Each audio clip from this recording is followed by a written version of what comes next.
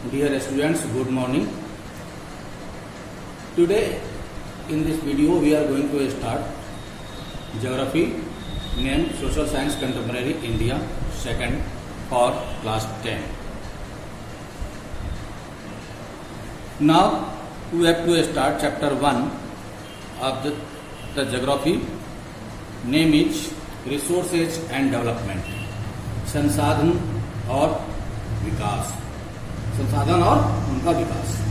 तो संसाधन या रिसोर्सेज क्या है, डेवलपमेंट क्या है, उसको रिसोर्सेज को डेवलप कैसे कर सकते हैं, इसके बारे में हम लोग इस चैप्टर में देखेंगे।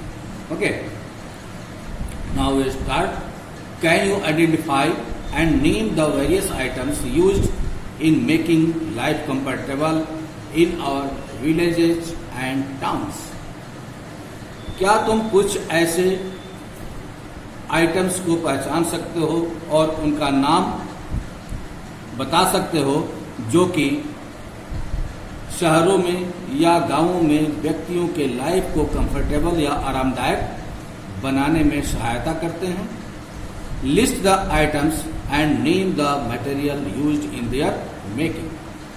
एक लिस्ट बनाओ, ऐसे आइटम्स का एक लिस्ट बनाओ और उनका नाम लिखो और ये भी बताओ कि उसमें कौन कौन से मटेरियल को यूज किया गया है। ठीक है, तो ये हो गए हमारे रिसोर्सेज। जो मटेरियल यूज करते हैं हम लोग उसको रिसोर्स कहते हैं। ठीक है, everything available in our environment which can be used to satisfy our needs provided it is technologically accessible, economically feasible and culturally acceptable can be termed as resource। Means हमारे इन्वायरमेंट में सभी चीजें available हैं और वैसी भी चीजें available हैं जो कि हमारी जरूरतों को पूरा करते हैं, हमें संतुष्ट करते हैं, हमें टेक्नोलॉजी प्रोवाइड कराते हैं, प्रौद्योगिकी प्रोवाइड कराते हैं, हमारे आर्थिक रूप से और फिजिकल और कल्चरल रूप से भी हमें स्वीकार्य होते हैं। उससे हम लोग रिसोर्स या स्रोत कहते हैं। ठीक है, अब ह्यूमन बींग्स क्या है? ह्यूमन बींग्स देखते हैं कि वो तीन तरफ से इंटरडिपेंडेंट होता है।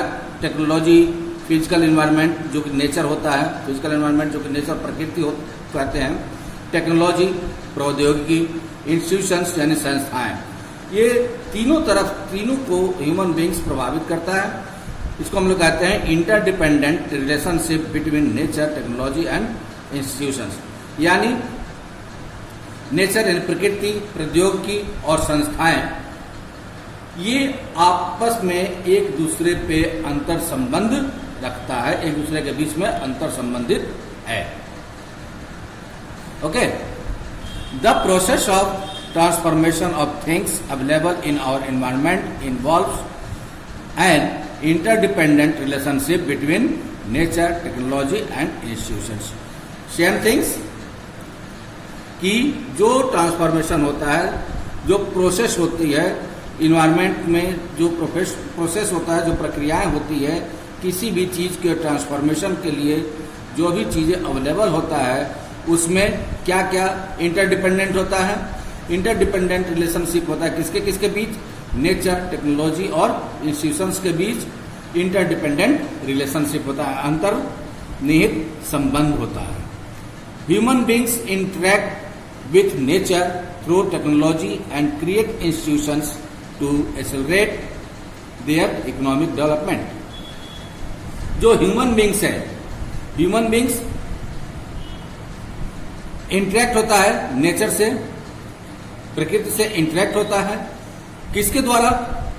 प्रौद्योगिकी के द्वारा, टेक्नोलॉजी के द्वारा इंटरेक्ट होता है, यानी ठीक है, और प्रौद्योगिकी के द्वारा, टेक्नोलॉजी के द्वारा इंटरेक्ट होता है नेचर के साथ, और उसके द्वारा वो इंस्टीट्यूशंस को क्रिएट करता है जो कि इकोनॉमिक डेवलपमेंट में क्रियाशील होते हैं।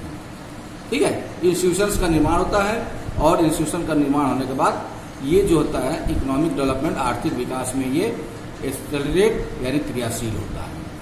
Do you think that resources are free gift of nature as is assumed by many? क्या तुम ये सोच सकते हो कि नेचर के द्वारा ये सब संसाधन हमें फ्री में मिला है, उपहार में मिला है, फ्री में उपहार मिला है? ऐसे कितने सारी चीजें हैं जो कि हमें नेचर के द्वारा फ्री में यानी मुफ्त में हमें उपहार में मिला है। दे आर नॉट, नहीं, हमें फ्री में नहीं मिला है, इसके लिए हमें कुछ उपाय करने पड़े हैं। Resources are a function of human activities, जो रिसोर्सेज हमें मिले हैं वो ह्यूमन एक्टिविटीज के क्रियाकलापों के द्वारा हमें मिले हैं। Human beings themselves are essential components of resources.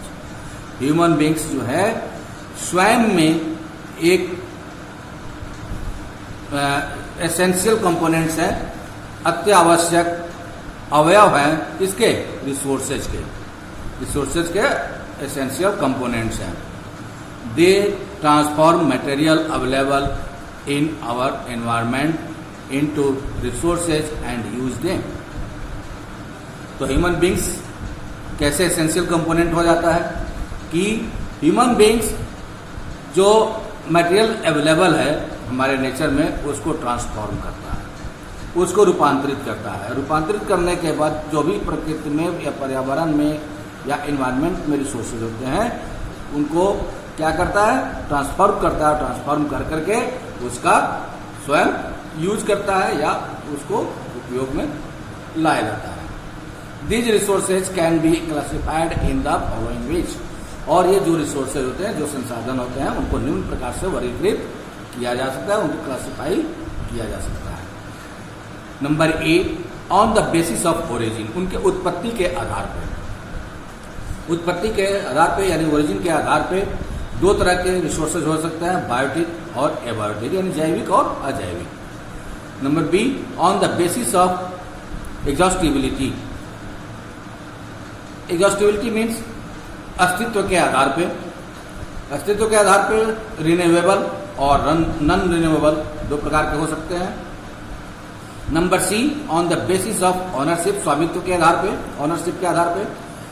तो रिसोर्सेज इंडिविजुअल भी हो सकते हैं, कम्युनिटी बेस्ड भी हो सकते हैं, नेशनल एंड इंटरनेशनल भी हो सकते हैं।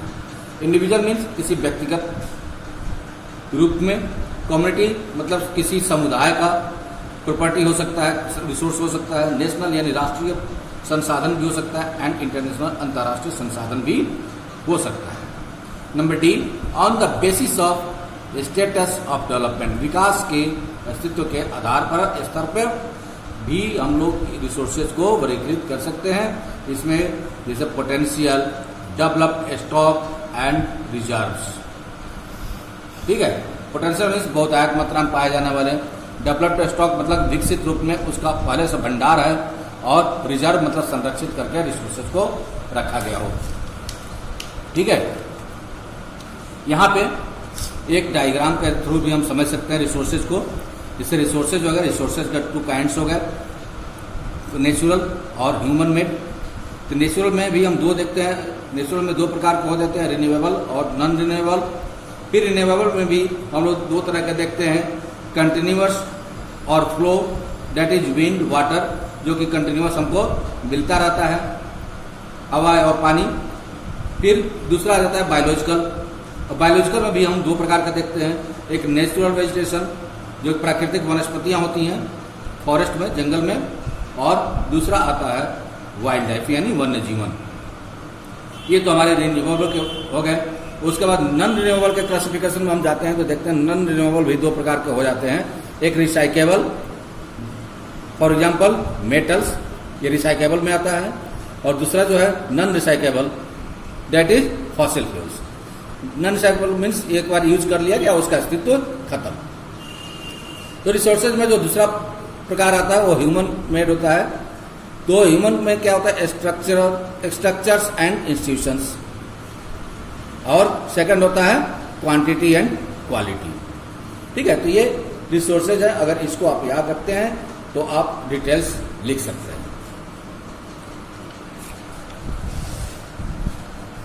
नेक्स्ट आता है इसमें एक्टिविटी भी दिया हुआ है, identify at least 2 resources from each category. 2 resources को, सभी कैटेगरी के 2 रिसोर्सेज को आइडेंटिफाई करके लिखना है। नेक्स्ट आ रहा है हमारा पॉइंट टाइप्स ऑफ रिसोर्सेज। तो on the basis of origin, जिसको कि हम लोगों ने पीछे क्लासिफिकेशन में ये पढ़ा था, देखा था, और इसी को हम लोग थोड़ा डिटेल में देखेंगे। ठीक है, तो on the basis of origin, उत्पत्ति के आधार पे resources, biotic resources. Biotic resources क्या होता है? These are obtained from biosphere and have life such as human beings, flora and fauna, fisheries, live stocks etcetera. ठीक है, तो ये आप समझ भी रहे होंगे कि बायोटिक रिसोर्सेज में क्या आता है कि इसको हम लोग बायोस्फीयर से प्राप्त करते हैं, जैवमंडल से इसको हम लोग प्राप्त करते हैं। इसके अंतर्गत लाइफ होता है। ठीक है, इसमें लाइफ होता है, जैसे कि ह्यूमन बींग्स हो गया रिसोर्स, बायोटिक रिसोर्सेज में फ्लोरा एंड फौना हो गया, फिशरीज हो गया, लाइव स्टॉक्स हो गया, ये हमारे बायोटिक रिसोर्सेज के अंतर्गत आते हैं। नेक्स्ट आता है abiotic resources. Abiotic resources all those things which are composed of non living things are called abiotic resources. तो ये वो नॉन लिविंग थिंग्स होते हैं। ठीक है, जितने भी नॉन लिविंग थिंग्स होते हैं उसको एबायोटिक रिसोर्सेज कहता है। For example rocks and metals, जैसे कि रॉक्स और मेटल्स है, ये नॉन लिविंग आइटम्स है, नॉन लिविंग रिसोर्सेज है, जो कि एबायोटिक रिसोर्सेज है। ठीक है, ये हो गया हमारा बेसिस ऑफ ओरिजिन। नेक्स्ट आता है on the basis of exhaustibility, अस्तित्व के आधार पे। तो अस्तित्व के आधार पे में पहला आता है रिन्यूएबल रिसोर्सेज। ठीक है, रिन्यूएबल रिसोर्सेज क्या होता है? The resources which can be renewed और रिप्रोड्यूस्ड बाई फिजिकल, केमिकल और mechanical processes are known as renewable और रिप्लेनिशेबल रिसोर्सेज। तो रिन्यूएबल रिसोर्सेज होता है कि जो कि रिन्यू किया जा सके, जिस रिसोर्स को रिन्यू किया जा सके या रिप्रोड्यूस किया जा सके। ठीक है, फिजिकल मेथड से, केमिकल मेथड से या मैकेनिकल प्रोसेस से किसी भी तरह से किसी भी रिसोर्सेज को रिन्यू किया जा सके। ठीक है, मतलब कि वो पूरी तरह से समाप्त नहीं होता है, समाप्त होता है फिर उसको रिन्यू करके दूसरे फॉर्म में हम लोग उसको परिवर्तित कर देते हैं। तो ये होता है रिन्यूएबल रिसोर्सेज। ठीक है, for example solar and wind energy, जो कि खत्म नहीं होता है। सोलर और विंड एनर्जी हम चाहें तो इसका यूज लगातार कर सकते हैं। वाटर, इसका भी यूज कर सकते हैं। Forest and wild life etcetera, इसको अगर संरक्षित हम लोग रखते हैं फॉरेस्ट और वाइल्ड लाइफ को, तो इसका भी यूज हम लोग लंबे समय तक कर सकते हैं। The renewable resources may further be divided into continuous और फ्लो, और इसको भी हम लोग विभाजित कर सकते हैं रिन्यूएबल रिसोर्सेज को।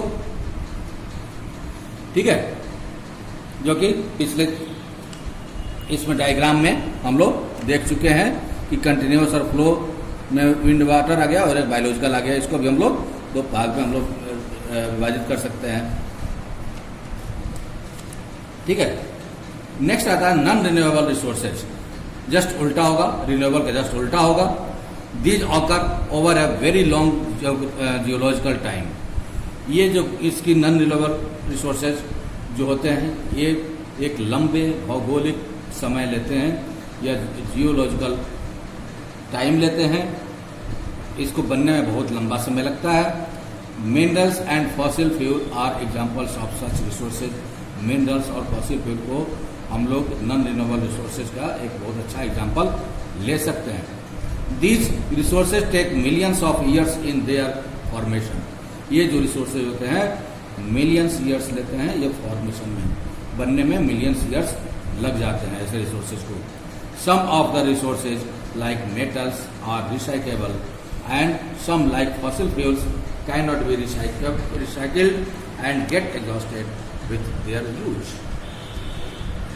तो ऐसे जो रिसोर्सेज होते हैं, कुछ रिसोर्सेज होते हैं जैसे कि मेटल्स हैं, ये रिसाइकेबल हैं, रिसाइकिल किया जा सकता है। और कुछ जो ऐसे नॉन रिन्यूएबल रिसोर्सेज हैं उसमें फॉसिल फ्यूल्स है कि एक बार उसका यूज कर लिया गया तो उसका अस्तित्व खत्म हो गया और इसको रिसाइकिल नहीं किया जा सकता। जो भी फॉसिल फ्यूल होते हैं उसका यूज रीयूज नहीं किया जा सकता है। ओके, उसका एक बार यूज करने के बाद अस्तित्व खत्म हो जाता है। नेक्स्ट पॉइंट आता है on the basis of ownership, स्वामित्व के आधार पे वर्गीकरण। इंडिविजुअल रिसोर्सेज, व्यक्तिगत संसाधन, these are also owned privately by individuals, इसको हम लोग प्राइवेटली इंडिविजुअल्स रिसोर्सेज के रूप में रखते हैं। Many farmers own land which is allotted by them by government against the payment of revenue. बहुत सारे ऐसे फार्मर्स होते हैं, किसान होते हैं, जिनको कि गवर्नमेंट के द्वारा कुछ जमीनें अलॉट की जाती है और उनको उस जमीन का स्वामी बना दिया जाता है, और जो फार्मर्स होते हैं गवर्नमेंट को रेवेन्यू पे करते हैं, राजस्व पे करते हैं। In villages there are people with land ownership but there are many who are landless. Villages में, गांवों में क्या होता है, बहुत सारे ऐसे फार्मर्स होते हैं जिनके पास जो लैंड ओनरशिप रखते हैं, यानी उनके पास अपनी भूमि होती है, और बहुत सारे ऐसे भी किसान होते हैं जो कि लैंडलेस हैं, भूमिहीन हैं। Urban people own plots, houses and other property. जो अर्बन पीपल हैं, शहरी क्षेत्र के लोग हैं, वो लोग प्लॉट्स को खरीदते हैं, हाउसेज खरीदते हैं, और प्रॉपर्टी को, दूसरे प्रॉपर्टी को खरीदते हैं और उस पर ऑनरशिप ले लेते हैं या उसके ऑनर बन जाते हैं। Plantation, pasture lands, ponds, watering wells, etc. are some of the examples of resources ownership by individuals. तो प्लांटेशन या पास्चर लैंड्स जो होता है, या पॉन्ड्स होता है, या वाटर वेल्स होता है, ये सब इंडिविजुअल ऑनरशिप वाले रिसोर्सेज हो सकते हैं। ठीक है। Make a list of resources owned by your house hold. एक लिस्ट बनाओ कि कोई हाउस होल्ड है, हाउस होल्ड जो रिसोर्सेज हैं उसको एक लिस्ट बना करके उसको ऑनरशिप दिखा सकते हैं, इंडिविजुअल ऑनरशिप दिखा सकते हैं। नेक्स्ट पॉइंट आता है कम्युनिटी ओन्ड रिसोर्सेज, जो कि वो रिसोर्सेज जिस पे कि समुदाय का अधिकार होता है, पूरे समुदाय का अधिकार होता है। There are resources such as there are resources which are accessible to all the members of the community. वैसे रिसोर्सेज जिसपे कि कम्युनिटी के सभी सदस्यों का अधिकार होता है और सभी सदस्य उसका यूज करते हैं। Village commons, grazing ground, burial grounds, village ponds etcetera, public parks, picnic spots, playgrounds in urban areas are de facto accessible to all the people living there। ठीक है। तो जो भी कम्युनिटी होता है, विलेज में देखते हैं हम कि विलेज के अंतर्गत ग्रेजिंग ग्राउंड होता है, चारागाह होता है, ब्यूरियल, ठीक है। तो विलेज कॉमन्स जो होते हैं, जो कि गाँव में कॉमन चीज रिसोर्सेज होते हैं, जैसे ग्रेजिंग ग्राउंड हो गया, चारागाह, मवेशियों के चरने का जगह जो होता है, ब्यूरियल ग्राउंड सौदा होता है, या विलेज पॉन्ड्स जो गांव में तालाब होते हैं, ये क्या है, ये पूरे कम्युनिटी को यूज करने के लिए होता है, पूरे कम्युनिटी के सदस्य यूज कर सकते हैं। पब्लिक पार्क्स, पिकनिक स्पॉट्स जो शहरों में होता है, या playgrounds in urban areas are de facto accessible to all the people living there। जो शहरों में लोग रहते हैं उनके लिए public parks, picnic spots, play grounds, ये सब चीजें एक सामुदायिक संसाधन होते हैं, ये कम्युनिटी रिसोर्सेज होते हैं। इनका यूज जो शहर में रहने वाले लोग हैं वो सभी लोग कर सकते हैं। ओके। नेक्स्ट आता है point national resources.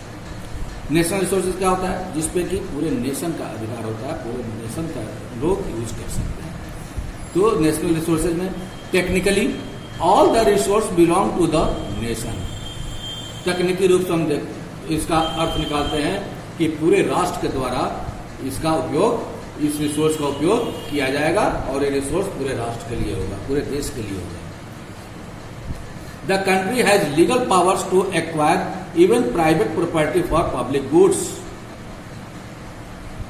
You might have seen roads, canal, railway being constructed on field owned by some individuals.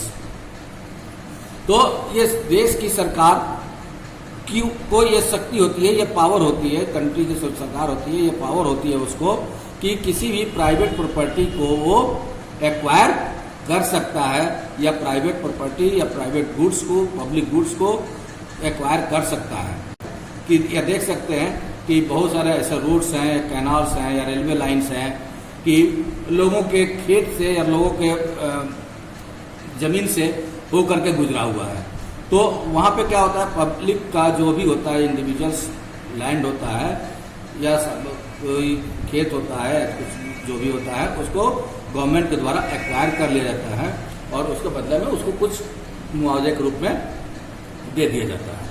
तो इस प्रकार से हम देख, और उसका यूज जो है, जो सरकार के द्वारा ली जाती है, तो उसका यूज पूरे कंट्री के लोग करते हैं।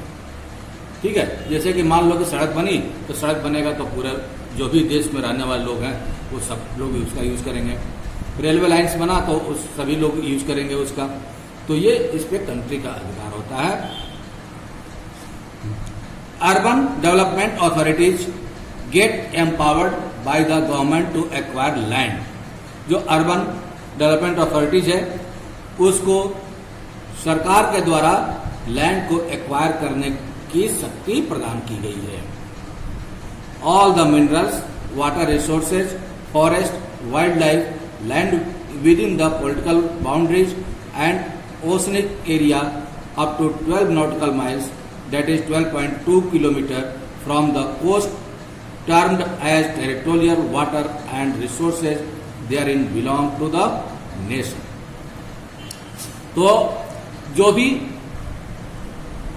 अथॉरिटी है वो उसको शक्तियाँ दी गई है, जो अर्बन डेवलपमेंट अथॉरिटी है उसको सरकार के द्वारा शक्तियाँ दी गई है, और जितने भी minerals, water resources, forest, wildlife, land within the political boundaries, जो राजनीतिक बाउंड्रीज है, राजनीतिक सीमा हमारे देश की है, उसके अंदर की जितनी जमीनें हैं वो, या समुद्री क्षेत्र है, कहाँ तक, बाउंड्री से 12 nautical miles तक, जो बाउंड्री हमारे देश की है वहां से 12 nautical miles तक जो समुद्री सीमा है, जिसको कि कन्वर्ट करेंगे किलोमीटर में तो 12.2 किलोमीटर होता है।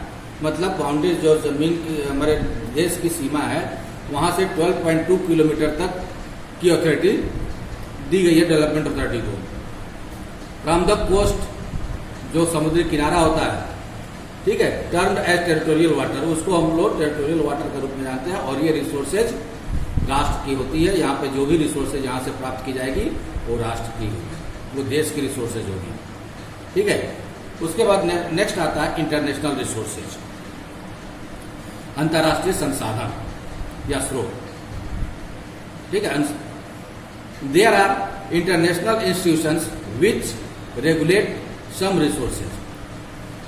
कुछ अंतर्राष्ट्रीय संस्थाएं होती हैं जो कि रिसोर्सेज को रेगुलेट करती है।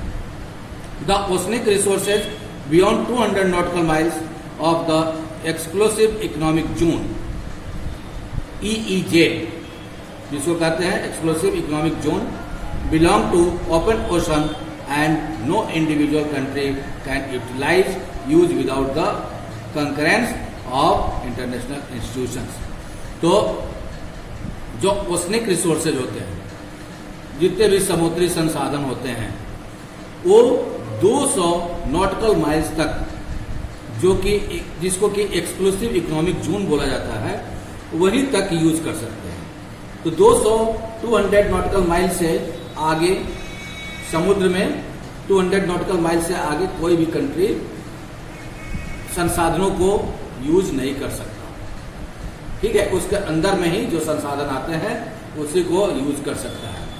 और इससे आगे 200 nautical miles से आगे जो भी संसाधन पाए जाते हैं उसका यूज करने के लिए जो अंतर्राष्ट्रीय संस्थाएं होती हैं, इंटरनेशनल इंस्टीट्यूशंस होते हैं, उनकी सहमति लेनी आवश्यक होती है। बिना इंटरनेशनल इंस्टीट्यूशंस की सहमति के वो यूज या यूटिलाइज नहीं किया जा सकता किसी भी कंट्री के द्वारा। ठीक है, नेक्स्ट आता है on the basis of the status of development. ठीक है, तो इसमें भी तीन तरह के होते हैं जो भी। तो इसमें आता है, एक होता है पोटेंशियल रिसोर्सेज। ठीक है, तो resources which are found in a region but have not been utilized. इसके अंतर्गत क्या होता है, किसी भी क्षेत्र में रिसोर्सेज पाए जाते हैं बट उसका यूज नहीं किया जाता, वो यूटिलाइज में नहीं है। For example, the western part of India, particularly Rajasthan and Gujarat, have enormous potentials for the development of wind and solar energy, but so far these have not been developed properly. Example के तौर पर हम लोग भारत के पश्चिमी तट को या पश्चिमी भाग को ले सकते हैं, जिसमें कि राजस्थान और गुजरात आता है, जिसमें कि बहुत अधिक मात्रा में डेवलपमेंट या विकास की संभावनाएं पाई जाती हैं। किसकी? विंड एनर्जी और सोलर एनर्जी के विकास की संभावनाएं पाई जाती हैं, बट अभी तक वहां पे प्रॉपर रूप से डेवलपमेंट नहीं हो पाया है। नेक्स्ट आता है डेवलप्ड रिसोर्सेज, विकसित संसाधन। Resources which are surveyed and their quality and quantity have been determined for utilization. वैसे संसाधन जिनका सर्वे किया जा चुका है, जिनकी क्वालिटी और क्वांटिटी के बारे में पता किया जा चुका है, और यही पता किया जाता है कि कितने क्वांटिटी और कौन सी क्वालिटी को यूटिलाइज में लाया जा सकता है। The development of resources depends on technology and level of their feasibility. और ये जो डेवलपमेंट है, विकास है रिसोर्सेज का, ये किस पर डेवलपमेंट करता है, डिपेंड करता है? ये टेक्नोलॉजी पे और लेवल ऑफ देयर फिजिबिलिटी पे। तो ये टेक्नोलॉजी और फिजिबिलिटी पे डिपेंड करता है कि कितने मात्रा में हम लोग रिसोर्सेज को यूटिलाइज कर सकते हैं। नेक्स्ट आता है स्टॉक, भंडार। Materials in the environment which have the potential to satisfy human needs, but human beings do not have the appropriate technology to access these are included among stock। Environment में materials उपलब्ध हैं, अधिक प्रचुर मात्रा में उपलब्ध हैं, जो कि ह्यूमन नीड्स को सेटिस्फाई कर सकते हैं, बट अप्रोप्रिएट टेक्नोलॉजी उपलब्ध नहीं होने के कारण ये स्टॉक पड़े हुए हैं, इनका अभी दोहन नहीं हो पाया है। For example, water is a compound of two inflammable gases. जैसे कि वाटर जो है दो ज्वलनशील गैसों का मिश्रण है या यौगिक है, कंपाउंड मीन्स यौगिक। दो गैसों के मिलने से क्या बनता है? वाटर। कौन कौन सा है? Hydrogen and oxygen. और दोनों ही इनफ्लेमेबल है, दोनों ही ज्वलनशील हैं, ठीक है। Which can be used as a rich resource of energy, जिसको यूज हम लोग एनर्जी के रूप में कर सकते हैं, हाइड्रोजन का भी और ऑक्सीजन का भी। But we do not have the required technical know how to use them for this purpose.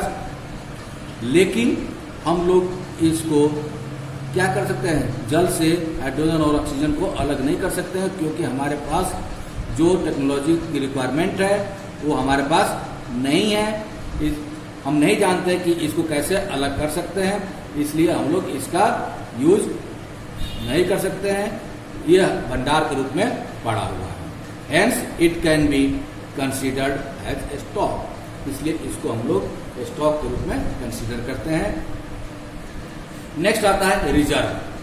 तो reserve are the subset of the stock which can be put into use with the help of existing technical know-how, but their use has not been started।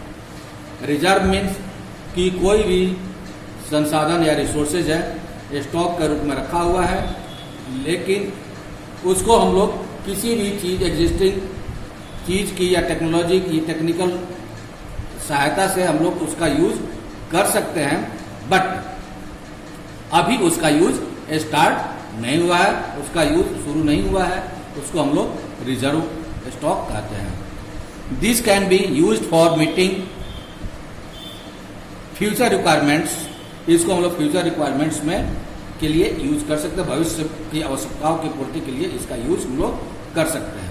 River water can be used for generating hydro electric power, but presently it is being utilized only to a limited extent.